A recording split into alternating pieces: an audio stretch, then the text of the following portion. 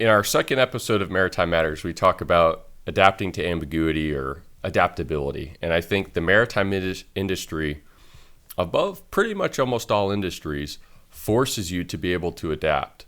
Have most of your lessons learned on the water been from those types of scenarios where you're kind of caught in a scenario that is unfamiliar and is perhaps we won't say dangerous, but it kind of makes your hair stand a little bit. What's that like, and where do those learning experiences come from? Yeah, I've had, I think that is the maritime industry.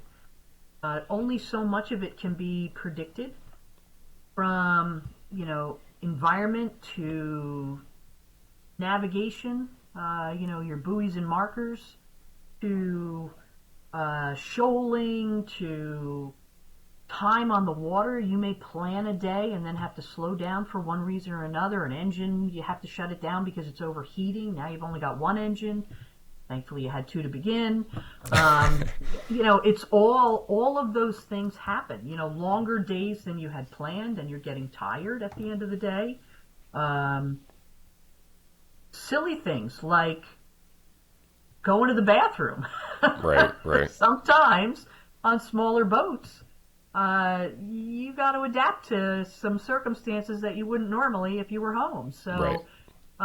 So there's lots of adapting to do when running a boat. And I've had many of those experiences.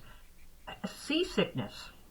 Yeah, as much as I've been on a boat, every once in a while I'll get into something that makes me seasick. Now, if you've been seasick, you know that you do not want to be anywhere. You want to be just home in your own bed. Yeah. You can't go below. You've got to pay attention. You've got to stay as part of the crew, or drive on your own if you're the only one on the vessel. So you've got to fight through all of those things from that perspective. The other things are I've met some folks from other countries that work in on the commercial side that it's just fascinating.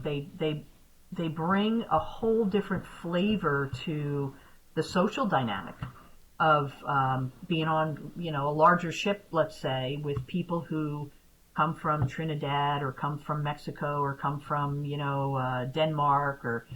So there's an adjustment there. And how do you deal with people from other cultures that may not understand jokes the same way or may Right. not have the same terminology you do, or right? So there's another adjustment. So it's all, I find it so much fun. Sometimes not, but in the end, it makes for a good story. But yeah, there's a lot of adapting to do. I find over the last few years, things Right. that you can't plan really. Right. Plan for the unexpected. That's how you plan.